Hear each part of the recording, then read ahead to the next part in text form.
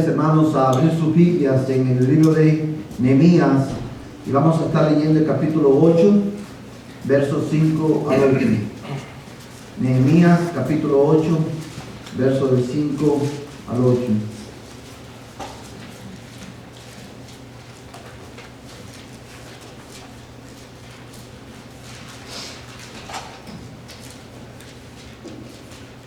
Amén.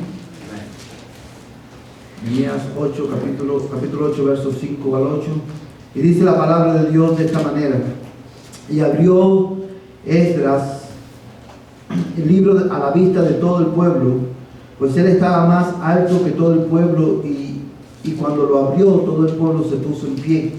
Entonces Esdras bendijo al Señor, el gran Dios, y todo el pueblo respondió: amén, amén, mientras alzaban las manos. Después se postraron y adoraron al Señor rostro en tierra. También Jesúa, Bani, Servía, Jamín, Acub, Sabetaí, Jodías, Maasías, Elita, Azarías, Josabet, Anán, Pelaías y los levitas explicaban la ley al pueblo mientras el pueblo permanecía en su lugar. Y leyeron en el libro de la ley de Dios, traduciéndolo y dándole el sentido para que entendieran la lectura. Esta es palabra del Señor para nuestras vidas. Vamos a orar para pedir al Señor que nos hable en esta mañana. Amado Padre Celestial, en esta hora, oh Dios, alabamos tu nombre y te damos gracias, Señor, por la oportunidad que tenemos de venir a tu casa en esta mañana. Señor, tú conoces, oh Padre, el estado de nuestras almas. Tú conoces, Señor, oh Dios del cielo, nuestra necesidad, cuán sedientas están nuestras almas de ti en el día de hoy. Amado Dios, yo quiero rogarte en el nombre de Jesucristo, Señor, que tú uses tu palabra en esta mañana para hacernos bien, que tú uses tu palabra en esta mañana para instruirnos, para renovar, oh Dios, nuestra fe, para renovar nuestro amor por ti, Señor, para acercarnos a ti, oh Dios, y para someter nuestra voluntad a tu voluntad. Bendice a cada hermano que está aquí en esta mañana. Señor, te necesitamos, oh Dios. Háblanos en el nombre de Cristo. Amén y amén. Hermanos, en esta mañana vamos a culminar con nuestra serie de estudios, hermanos, titulada Maestros de la Palabra. Y oro al Señor, hermano, para que Dios use lo que hemos estado considerando a través de varias semanas para mejorar, hermano, nuestro ministerio de enseñanza en la iglesia. Quiera Dios usar esto que hemos aprendido para renovar en nosotros la pasión, hermano, por enseñar e instruir a aquellos que Dios ha puesto bajo nuestro ministerio de educación. Y he querido, hermano, comenzar en esta mañana con el texto que terminamos la clase el domingo pasado, porque en este pasaje nosotros encontramos, hermanos, tanto la responsabilidad del maestro como, hermano, la respuesta que nosotros esperamos de la clase, la respuesta con la cual la clase debe, valga la redundancia, responder a la lección que hemos preparado y que le estamos impartiendo. Si ustedes se fijan, hermano, quiero leer de atrás para adelante. Y mira el versículo 8, dice el texto, hermano: y leyeron en el libro de la ley de Dios, traduciéndolo y dándole el sentido para que entendieran la lectura. Y ahí fue donde nosotros, hermanos, nos quedamos la semana pasada, cómo desarrollamos el contenido de la clase, ya sea que sea una clase que comenzamos desde cero y nosotros mismos la hacemos, o sea una clase que viene ya en un currículo. A la hora de desarrollar el contenido de esa clase, que cuáles son las cosas que yo debo de tener en cuenta mientras me preparo. Hermanos, una buena clase, el éxito de una clase depende de dos cosas fundamentales. Una es tu oración, tu dependencia de Dios, y esto, una vez más, aplica para todas las clases que nosotros podamos dar. La clase de los bebés, hasta la clase de los adultos. El éxito de tu clase depende, hermano, de tu comunión con Dios, de tu relación con Dios. Tú necesitas orar, tú necesitas prepararte.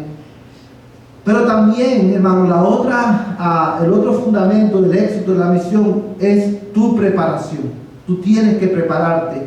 Y cuando tú no te dedicas a tiempo completo, hermano, a enseñar, es sabio que tú tomes tiempo durante la semana, desde el lunes hasta el sábado, que tomes tiempo cada día para preparar tu lección, para profundizar tú en el texto o en el tema de la lección que se va a tratar, para que puedas comunicar bien el mensaje de la palabra.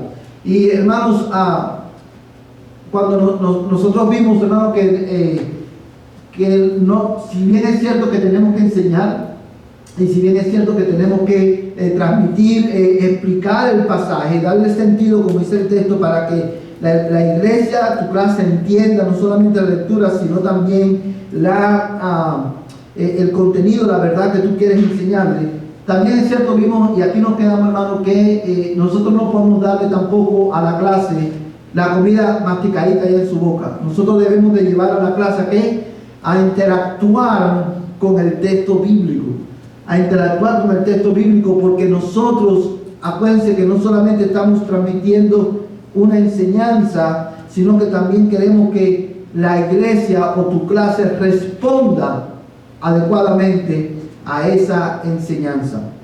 Hermanos, no sé si recuerdan, hermanos, la semana pasada que mencionábamos uno de los beneficios de ayudar a la clase a interactuar con el texto bíblico. ¿Cuál usted cree que es uno de esos beneficios? A la clase de interactuar con el texto. Lo guiamos a interactuar con el texto. ¿Y qué yo quiero lograr con eso, hermano? ¿Qué yo estoy haciendo? Cuando yo llevo a la clase a interactuar con el texto, y vamos a ver en esta mañana cómo hacemos eso, yo estoy enseñando a mi clase no solamente a leer correctamente la Biblia, sino que también estoy enseñando a mi clase a estudiar la Biblia. Cuando ellos vayan a casa y tengan su tiempo devocional con el Señor, ellos van a aplicar el conocimiento que usted le está transmitiendo en su clase. Ahora, ¿cómo nosotros ayudamos a la clase a interactuar con el texto bíblico? Yo quiero que usted marque ahí en Nehemías, porque vamos a regresar en un momento a ese pasaje. Yo le leo la Biblia a mi clase, se la explico, pero también tengo que llevarlos a interactuar. Y una de las maneras en que yo lo hago, hermano, es una manera que ayuda a mi clase a interactuar con el texto, hermano, es a través de la lectura del texto. Y es por eso que nosotros mandamos a la congregación, a la clase, a leer. Hermano, en dependencia del tamaño de tu clase, una buena práctica sería, hermano, que cada texto bíblico, usted lee el texto por el cual inicia la clase, y cada texto bíblico adicional que usted va a usar, usted le dé a cada miembro de su clase, a cada integrante de su clase, la oportunidad de leer. Leer el texto bíblico para todos nosotros, y así que cada uno participe en la lectura. Hermanos, una cosa extraordinaria acerca de esto es que no solamente cuando usted como maestro lleva la clase a interactuar con el texto, no solamente, hermano, usted lo está enseñando a leer la Biblia, no solamente usted lo está enseñando a interactuar con la Biblia, a estudiar la Biblia, hermano, usted le está enseñando a buscar, a identificar, a localizar los libros de la Biblia. Usted se sorprendería, hermano, de cuántas personas quizás hay en su clase que no conocen dónde están algunos libros de la Biblia. Y usted lo ve en el hecho de que cuando usted dice, vamos a leer el libro de Amós, cuando estamos ahí, hermano, para adelante y para atrás, y no sabemos, porque como no hay un hábito de lectura, no saben identificar cuál es a dónde están esos libros. Yo voy más allá, hermano. Cuando yo estaba daba una célula, yo me sorprendí. Un matrimonio joven, como tengo unos 26, 27 años de edad, no sabía leer la Biblia, no sabía cómo trabajaba la Biblia, porque estaba por libros, por capítulos y luego por versos. Yo me sorprendí ver los que no sabían cómo utilizar la Biblia. Todavía el que no sepa buscar el libro dónde está, pero sabe entender, sabe cómo se lee la Biblia. Por lo menos tiene un conocimiento de la estructura de la Biblia. Y la razón por la cual eso pasa, hermano, es una por nuestra negligencia, la negligencia individual del creyente, y también pasa, hermano, porque muchas veces los maestros y los pastores tendemos a darle la comida masticadita al estudiante, y hacemos nosotros todo el trabajo. Y hermano, y por eso simplemente eso ha producido que la iglesia tenga esta cultura de consumismo, de que venga a recibir solamente, pero nosotros no lo llevamos, no nos enseñamos a interactuar con el texto, porque pensamos que lo único que tenemos que hacer, ¿qué cosa es? Es darle conocimiento. Esto es lo que significa, esta es la clase, y que Dios te bendiga. No, hermano, lleva tu clase a interactuar con el texto bíblico a través de la lectura del texto, hermano, a través de la observación del texto, hermano. Por eso yo le decía hace unas clases atrás, que el currículo que usted tiene, simplemente, ¿qué cosa es? Una estructura. Usted no puede ir simplemente palabra por palabra en el currículo. Usted debe de tomar tiempo para que sus alumnos, al interactuar con el texto, después de leerlo, guíalos a hacer preguntas de observación. Por ejemplo, ¿qué dice el texto? ¿Quién está involucrado en la narrativa de ese texto? ¿Qué nos enseña por qué este texto es relevante para este tema? O sea, llévalos a ellos, hermanos, a estudiar, a observar el texto. ¿Cuál es la verdad central de este pasaje? Y cómo esa verdad es relevante para nosotros hoy. Y es por eso que les digo, cuando usted hace esto, usted está enseñando a su clase también a estudiar la Biblia, porque eso es exactamente lo que ellos van a hacer cuando estén en su tiempo personal de estudio bíblico. Ahora, hermanos, lleva a tu clase a interactuar con el texto a través del análisis del texto. Y es ahí, hermanos, donde entra a jugar un papel fundamental. Tu papel como maestro, tú vas a interpretar el texto, pero tú vas a enseñar también a tu clase a interpretar. Y vas a analizar. Cuando tú estás enseñando, tú estás ayudando a la iglesia, a tu clase, hermano, a enseñar, a interpretar la Biblia, también por ellos mismos. Llévalos a analizar el texto. Hazle, hermano, interprétalo junto con ellos. Y de esa manera ellos van a poder grabar, hermano, en sus mentes y en sus corazones la verdad fundamental que usted quiere transmitirles a ellos. Mira conmigo, hermano, Hechos capítulo 8, versos 34 al 35.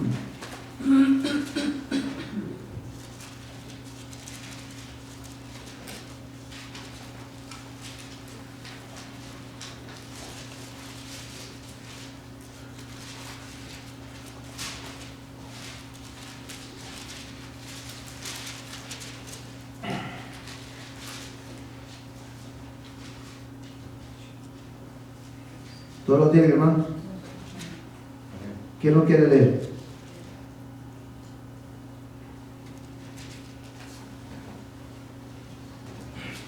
Dice: pero cierto fariseo llamado Gamaliel, maestro de la ley. No, Hechos 8:34.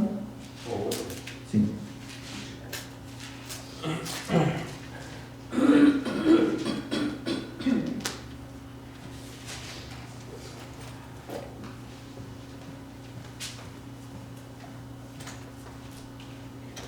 El eunuco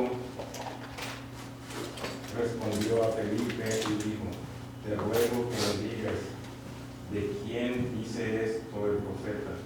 de sí mismo o de algún otro.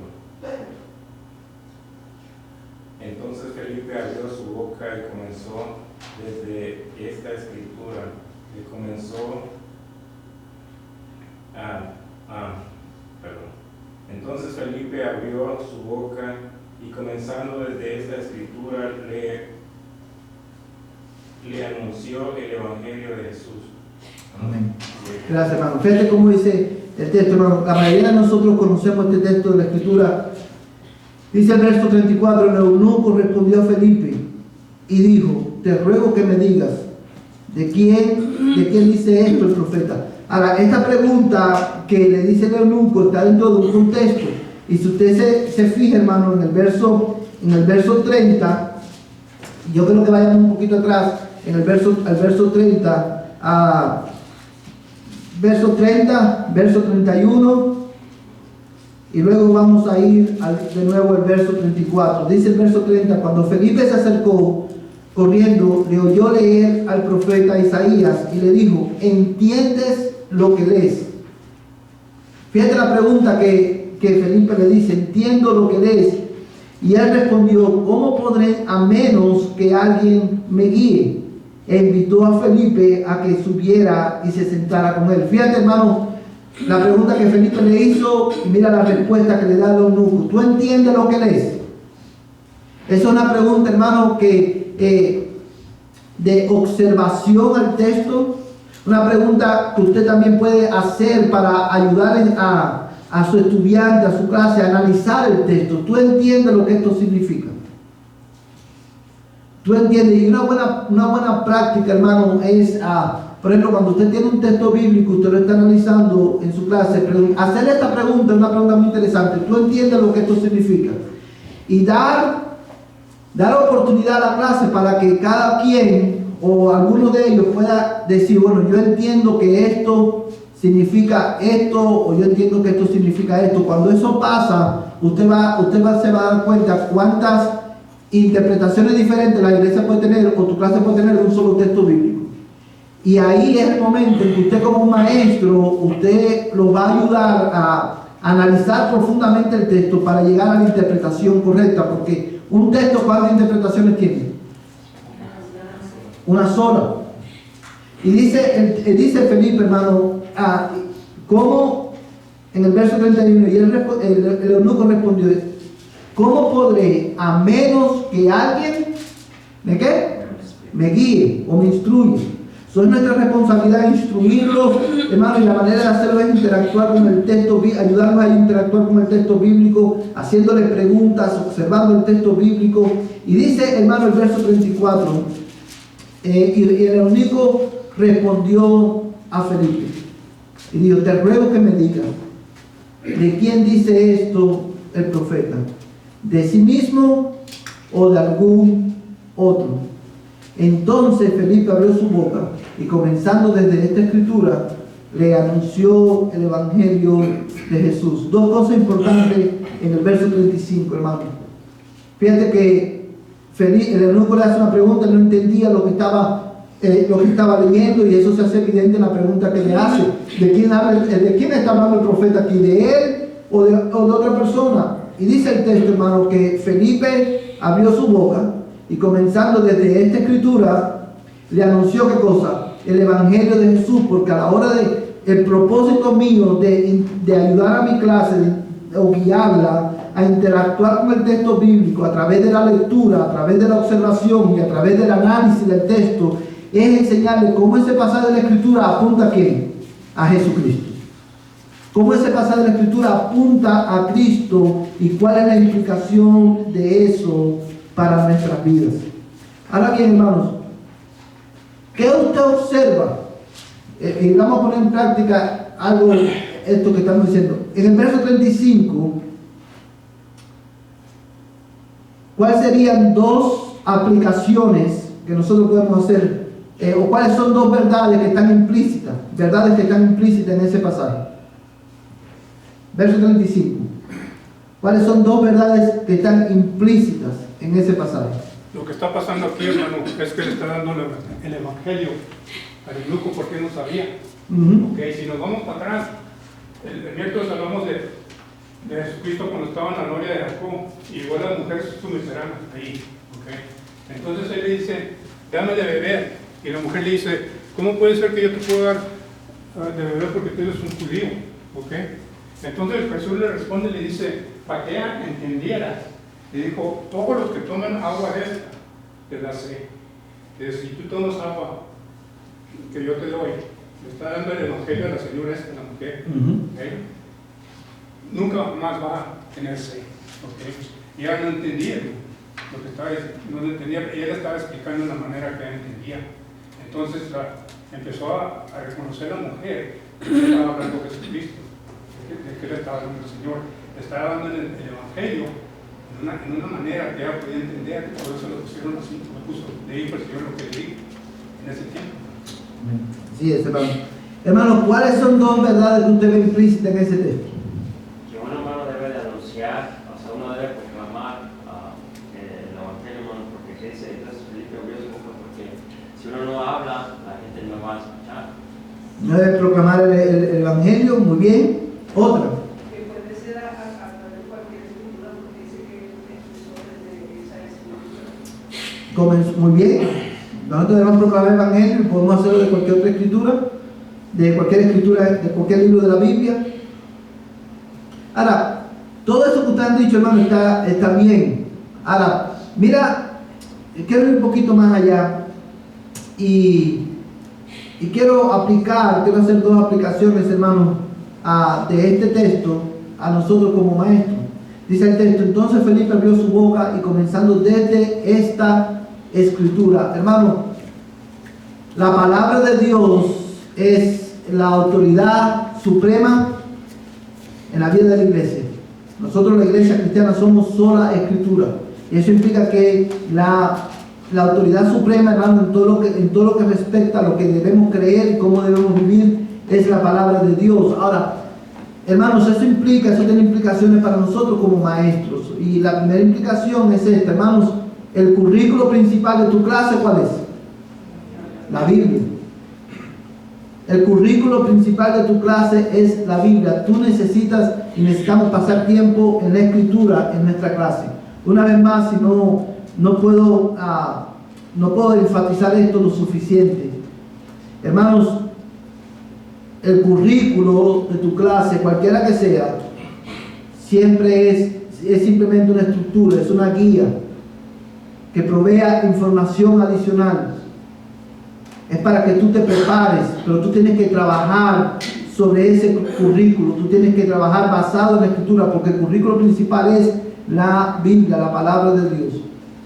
Y la segunda aplicación de este texto, hermano, es que evidentemente, como dijimos hace un momento atrás, una de las metas de mi clase, al yo enseñar, es llevar a la clase a mis estudiantes a reconocer y entender cómo ese texto específico, aun cuando estamos hablando de cualquier otro tema, aun cuando estamos hablando, por ejemplo, de la disciplina eclesiástica, por poner un ejemplo, o la unidad de la iglesia, o estamos hablando acerca de evangelismo o de discipulado, estamos hablando de santidad, estamos hablando, hermano, estamos estudiando quizás la vida de un personaje bíblico, cómo el texto que estoy usando me lleva a mí a mirar a Cristo, cómo apunta el texto que estoy considerando a Cristo. Y le voy a poner un ejemplo de cómo esto se ve en la práctica. Por ejemplo, si usted está estudiando la vida de un personaje bíblico con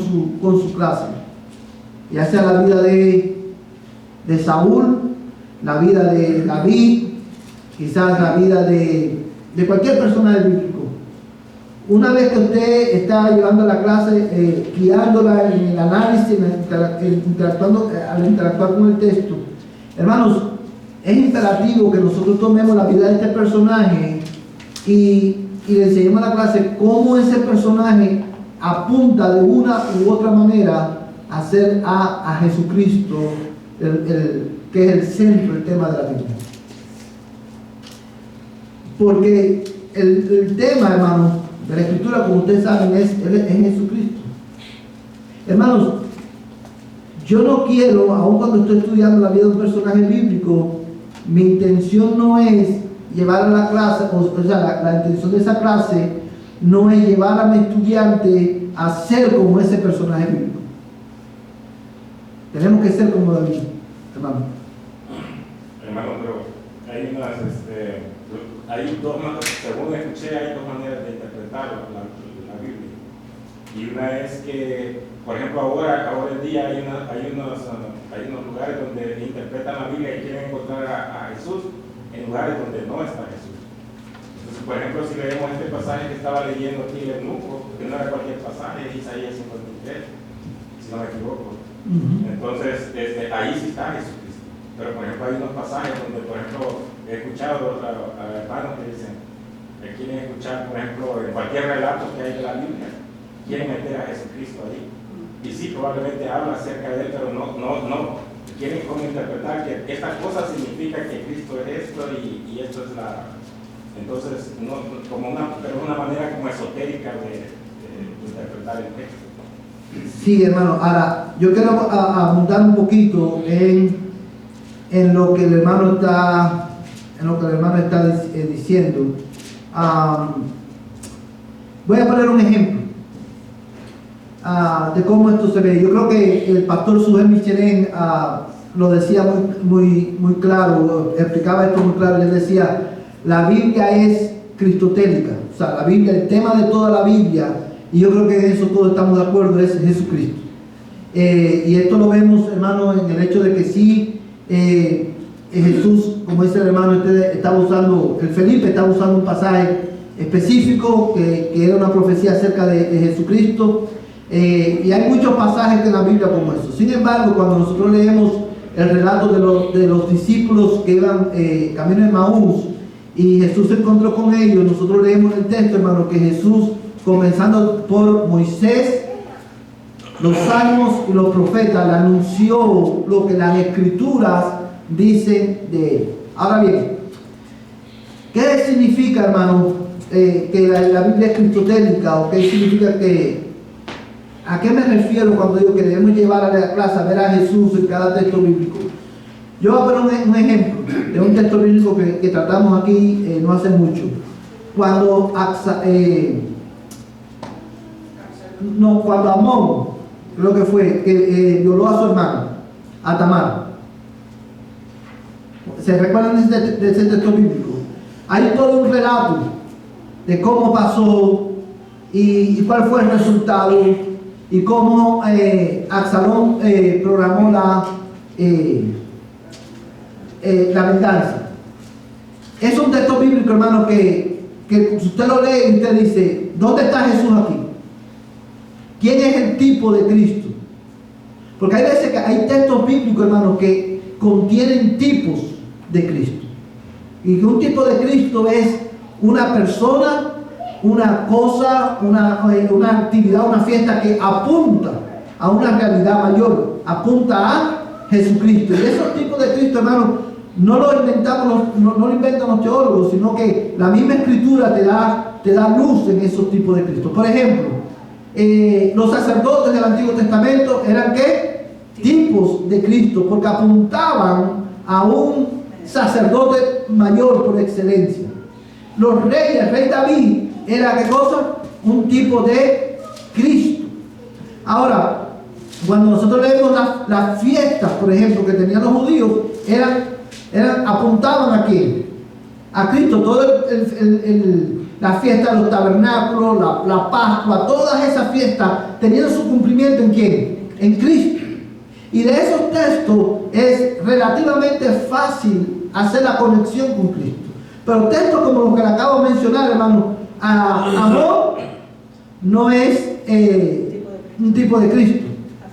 Absalón tampoco es un tipo de Cristo. De hecho, el texto es un texto bien oscuro en el sentido de que el relato es espeluznante.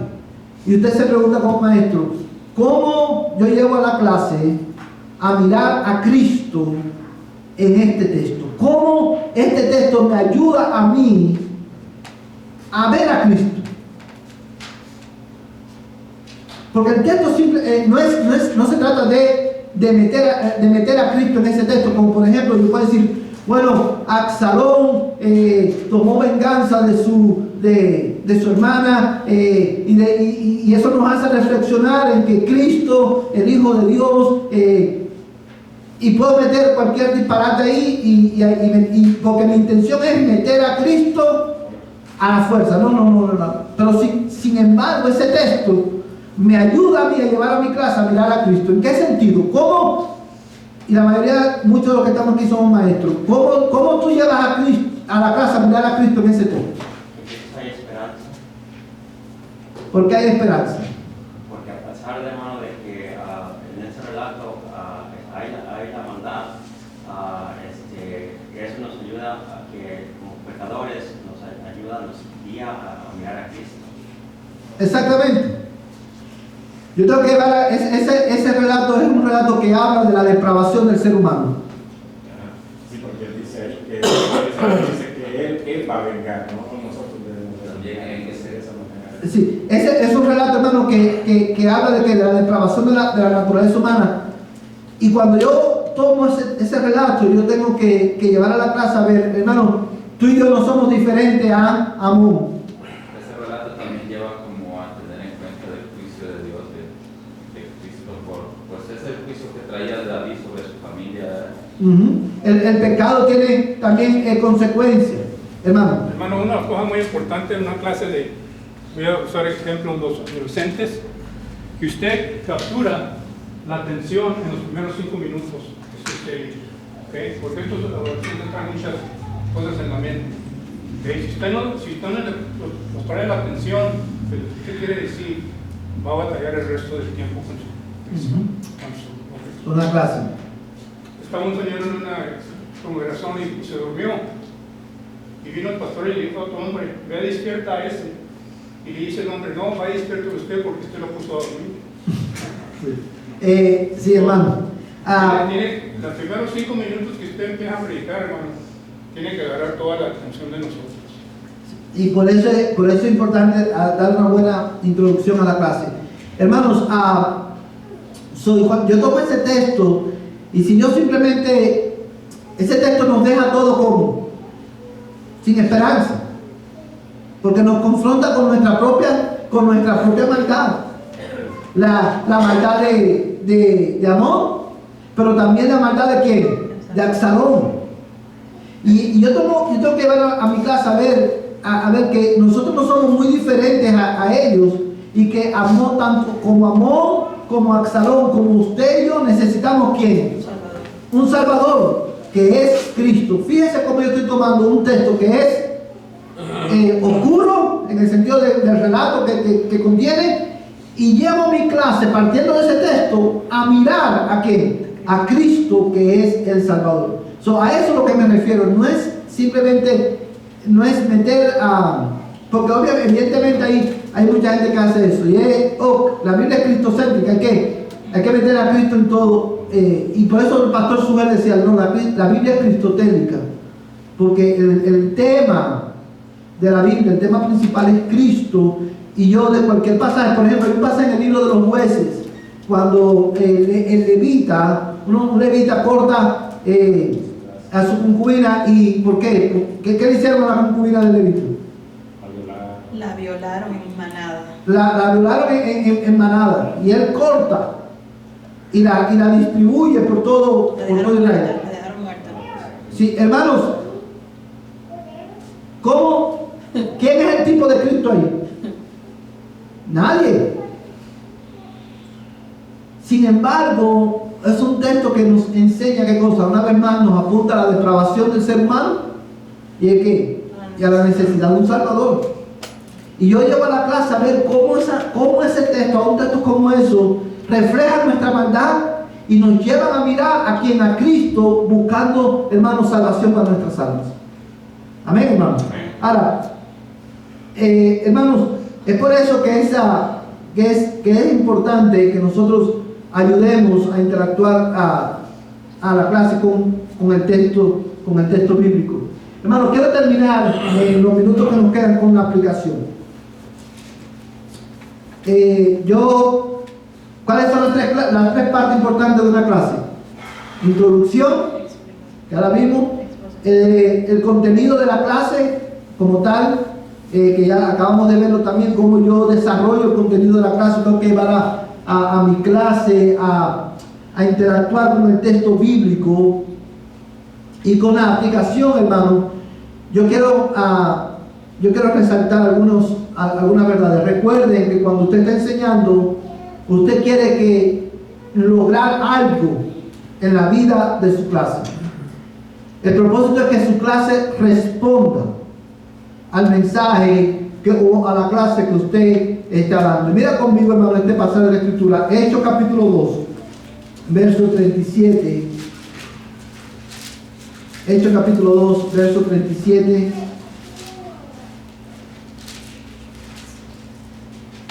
Y al 38.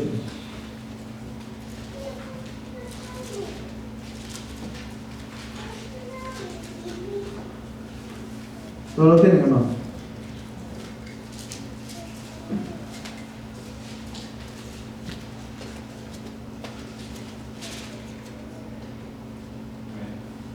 ¿Quién lo quiere leer, hermano?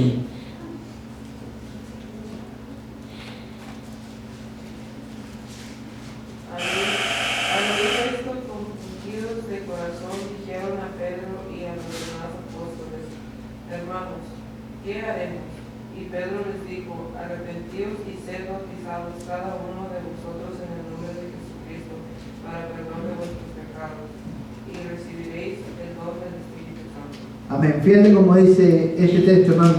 Al oír esto, ¿al oír qué cosa, hermano? El mensaje que Pedro había predicado. Él había expuesto las Escrituras. Si usted mira, por ejemplo, hermano, un ejemplo muy claro de lo que hemos acabado de decir. Mira cómo en el verso 16, el verso 16 en adelante, hermano, hasta el verso 21, ¿qué es lo que está haciendo a Pedro, hermano? Él está tomando la Escritura, toma el libro del profeta Joel, toma una porción de ese libro y la está explicando a su audiencia como parte de su mensaje. Y si usted se fija, hermano, en el verso 25 al verso 28, también, hermano, dice que, porque David dice de él: veía siempre al Señor en mi presencia. Y ahí está explicando lo que dice David en los Salmos.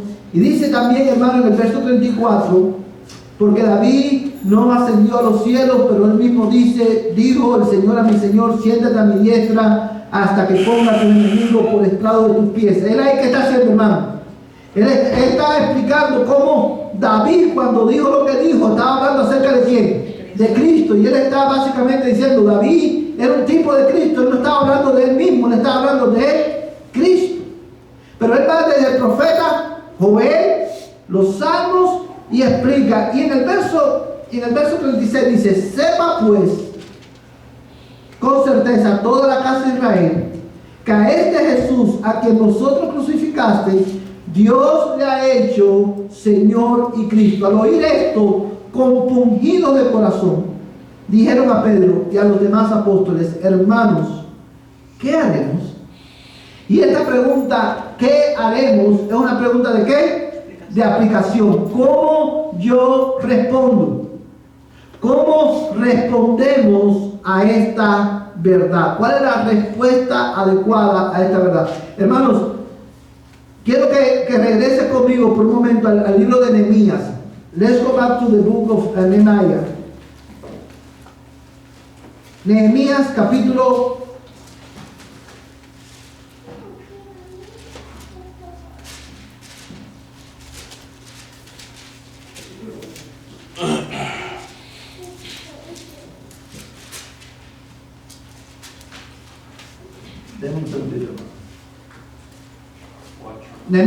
8, versos 5 al 8.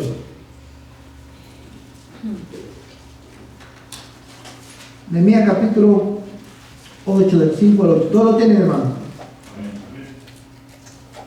Dice, mira, vamos a leer, hermano, el verso 6. Entonces Esdras bendijo al Señor, al gran Dios, y todo el pueblo respondió, ¿cómo? Amén, amén. El pueblo estaba respondiendo, afirmando la lectura de la palabra. El pueblo estaba interactuando con el texto que ellos estaban escuchando leer. Y dice, mientras alzaban las manos, después se postraron y adoraron al Señor rostro en tierra. ¿Cuál era la respuesta adecuada?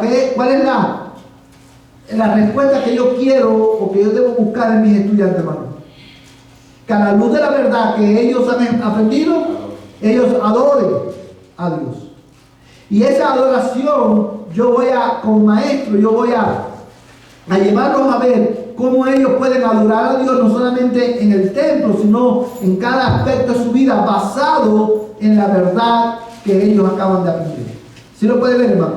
Ahora, cuando nosotros hablamos de aplicación, hermano, quiero darle esta definición de aplicación. La aplicación es el intento de proveer para la audiencia moderna las implicaciones de la verdad que Dios nos ha revelado en su palabra. Es un llamado a la acción en luz de las verdades eternas que han sido explicadas. Eso es lo que es la aplicación. Es un intento de ¿qué? De proveer para tu audiencia, la audiencia moderna. Recuerda, hermano, y esta palabra esta expresión es clave, audiencia moderna. ¿Por qué? Porque el texto que usted está estudiando, el texto que usted está desarrollando con su clase, fue escrito ¿para quién, hermano? Para una audiencia específica. A una audiencia original que vivió en otra época, que vivió en otro tiempo, que vivió circunstancias diferentes a las que tu audiencia moderna está viviendo y experimentando. ¿Se lo puede ver, hermano? Ahora, yo tomo el texto bíblico y yo lo explico, quiero a mi clase interactuar con el texto, extraemos del texto la verdad, la enseñanza principal que yo quiero mostrarle. Enseño a la clase cómo ese texto apunta a Cristo o me lleva a mirar a Cristo, a reconocer mi necesidad de Cristo. Y una vez que yo hago eso, yo tengo que guiar a mi clase, tengo que enseñar a mi clase a aplicar ese texto. ¿Cómo esta verdad acerca de Cristo afecta tu día a día? ¿Cómo esa verdad acerca o la verdad principal del texto afecta cómo nosotros nos relacionamos con Dios, con el prójimo? ¿Cómo afecta la manera en que trabajamos? La aplicación es un llamado ¿a qué? A la acción. La aplicación responde a la pregunta ¿qué haremos? ¿Qué haremos? Recuerde, usted no simplemente quiere transmitir conocimiento, usted quiere que la iglesia, su clase, responda. Ahora bien, hermanos, quiero que usted considere esto por un momento y que lo tenga en su mente. ¿Cómo yo aplico el texto? Bueno, hermanos, la manera en que nosotros tenemos de aplicar el texto bíblico es, una vez más, después de extraer las verdades que yo he aprendido o que están en el texto, yo tengo que ver, hermano, hacer una pregunta al texto. Por ejemplo, ¿hay alguna acción que el texto demanda? ¿Hay algún imperativo en el texto? ¿Hay algún pecado que debo evitar? ¿Hay alguna actitud que yo debo de evitar a la luz de este pasaje? ¿Cómo este pasaje afecta cada área de mi vida? Y como maestro, como usted se ha preparado y usted ha estado orando y estudiando ese pasaje durante la semana, y usted conoce su clase, usted puede fácilmente, hermano, a hacer aplicaciones concretas a tu audiencia moderna. Porque una vez más, hermano, quiero terminar con esto. Recuerda que la audiencia original tenía circunstancias diferentes. ¿Cómo la verdad que usted está aprendiendo, que le fue escrita para ellos en su tiempo, cómo esa verdad transforma la vida tuya aquí ahora? ¿Cuál es la implicación para aquí y ahora? Porque ciertamente esa verdad tuvo una implicación para ellos.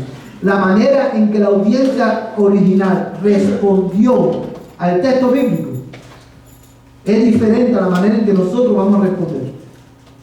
Es la misma verdad, la misma interpretación, sin embargo ellos lo aplicaron de una manera diferente. ¿Por qué? Porque estaban viviendo circunstancias diferentes. Pero nosotros tenemos que aplicar la misma verdad a nuestra situación actual. Hermanos, porque recuerden, el gol principal o la meta principal de cada clase es llevar a los estudiantes a adorar a Dios que vive para siempre. Amén, hermano. Hermano, hay veces que me encuentro con muchachos y muchachas que mi esposa enseñó cuando estaba en la clase. Y me dicen, ¿sabes qué? Me acuerdo de la hermana, lo que ella nos enseñó, lo que traigo en la mente. Mira cómo me sentía yo, hermano, me sentía pero bien, cada día usamos lo que ella nos enseñó en mi vida. No todos, pero algunos que tenían su clase. Así es, hermano, porque cuando usted enseña la escritura, hermano, evidentemente usted está afectando de una manera positiva, de una manera buena, la vida de cada de sus estudiantes. Hermanos, el próximo domingo vamos a retomar, los maestros de la escuela dominical van a retomar su clase de adultos, y cada clase, hermanos, vamos a retomar las clases de la escuela dominical todas. Así concluye esta serie, hermanos. Vamos a orar y vamos a pedir al Señor, hermano, que nos ayude a aplicar lo que hemos aprendido. Hermano, dos cosas importantes que yo quiero que se quede grabado en la mente de cada uno de ustedes. Hermano, a la luz de todo lo que hemos aprendido, yo creo que es imperativo que usted como maestro, una aplicación de todo esto, que usted como maestro tome tiempo ¿para qué? Para estudiar. Prepárese. Toma tiempo, no descuides el ministerio que Dios te ha dado. No lo tomes a la ligera. Estudia el texto, interactúa con el texto, trabaja con el texto, usa el currículo que tienes en tu mano como una guía, como una estructura en la cual usted va a estar poniendo más información. Vamos a orar, inclina su rostro y nombre de usted, hermano, y vamos a orar. Padre, gracias te damos, Señor, en esta mañana por el tiempo que hemos podido pasar en tu casa. Gracias, Señor, por la instrucción de tu palabra. Y ahora, Señor, nos ponemos en tus manos porque reconocemos que nuestra suficiencia como creyentes y nuestra suficiencia como maestros viene de ti. Señor, ayúdanos no solamente a recordar este contenido que hemos impartido, sino que también, Señor, ayúdanos a aplicarlo, ayúdanos a ser maestros eficaces de tu palabra. Señor, bendice y renueva el ministerio de educación de nuestra iglesia. Yo te lo ruego, oh Dios, en el nombre de Jesús. Amén. Hermanos, que el Señor les bendiga. En unos minutos comenzamos nuestro servicio de adoración.